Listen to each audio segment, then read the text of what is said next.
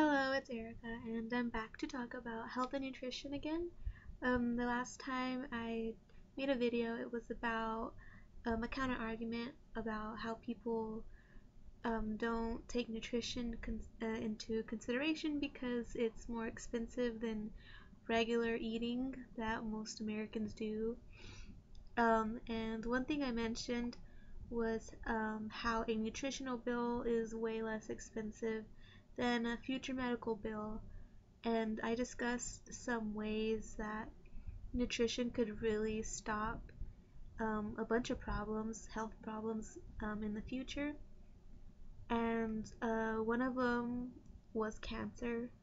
Now, I saved this topic for last because it's the most controversial and a lot of people have different opinions about it. A lot of people like to trust and depend on the medical side, and others take life into their own hands and their health into their own hands and go along with this nutritional plan. So I came across a article about a guy named Chris Wark who was a normal, healthy American, and he was diagnosed with colon cancer. So he did the same thing most Americans do. They start chemo and hope for the best. Well, while he was in the hospital doing these chemotherapy sessions, um, he realized that the hospital food wasn't the healthiest. Cancer patients already don't eat as much after all the chemotherapy. It really just makes them too nauseous to even eat. Um, you have to take into thought that this therapy is also destroying a lot of the good healthy cells, so um, it's important that they do eat if they can, but most of the time the hospital isn't serving them the best food for that. Um, so in his story, he explains how after long days of chemotherapy, he finally got a chance to eat, and the nurses brought in a sloppy Joe, which is not very healthy, especially for a cancer patient who needs nutrients that have been killed off by the therapy. So, in his story, he explains how seeing a sloppy Joe come into his room onto the table was really revolting, and he was not in the mood for that at all. Um, so after that, he kind of decided, after a lot of thought, um, to take his health into his own hands. He stopped chemotherapy and he went on a different route. Now, here's where the whole argument begins.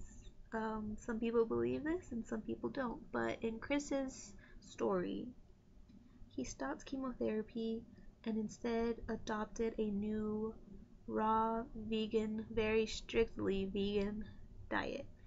That really includes nothing but juicing of natural vegetables and fruits, all organic, none that were harmed by pesticides and other chemicals like they do in grocery stores.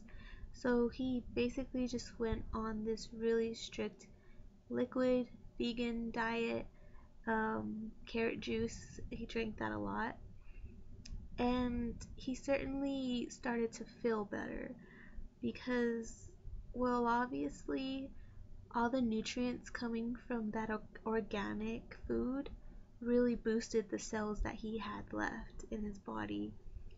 And it's also really bad to cook your ingredients because it kills off the nutrients that are already lacking in them.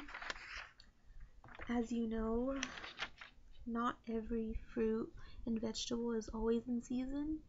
So when you go into a grocery store and you see the same fruits and vegetables all year long, that's not necessarily a good thing. Those fruits and vegetables have a chemical in them that make them ripe faster because they're not in season, so they're not really growing at that time. And ooh, Dr. Paul Kovchikov, that's a really complicated name, but he was the first to show in the 1930s that if you ate a diet that was more than 51% cooked, your body would react to it as if it was being attacked by a foreign invasion. So, just to think about that, when you're at home cooking meats, vegetables, and fruits, and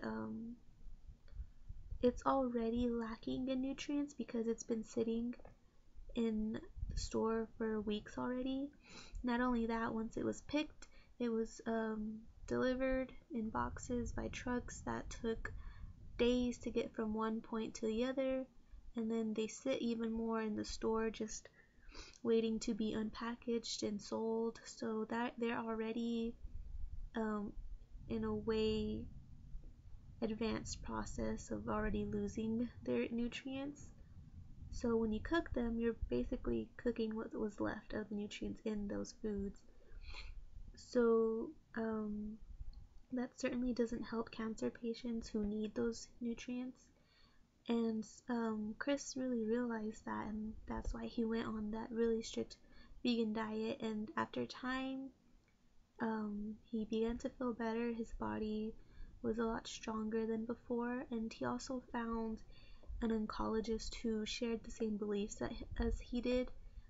So he found him, and along with some nutritionists and dietitianal advice from experts, he was able to organize his diet for himself that really just made him feel better, and eventually it cured his colon cancer. You can go read his story.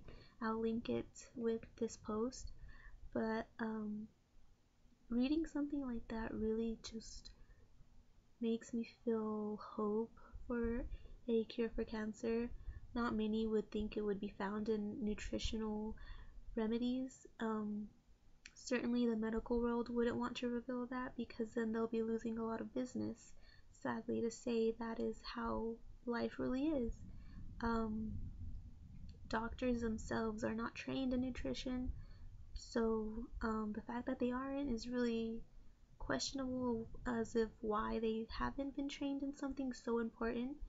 But I'll leave that up for you to think about. I mean, you can go and do all this expensive therapy and remedies in the medical world, or you can take your health into your own hands and experiment with actual good food and research it on yourself. And that's really all I can leave you with, is just to decide whether you will trust somebody else with your life or if you are going to take it into your own hands.